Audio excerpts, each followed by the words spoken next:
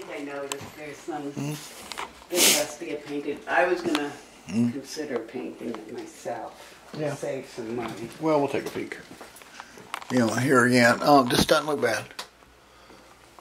You know, it just doesn't look bad at all. And I But see. if we want to sell the house, I mean, could you just put a, if you're gonna use the stain thing, just put the stain thing around it and then I'll paint. Oh, that's Yeah. moved, No, I'm just I'll gonna paint the, turn I it just right. finished painting this, Ouch. I hate this that. whole area myself. Okay, so you've got that color.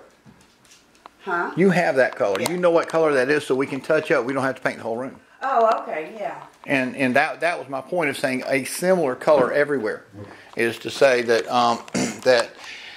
Oh, if, no, I didn't paint the ceiling. Okay. The ceilings need to be painted. Okay. Well, my point is that if we touch this up, it'll be a different color.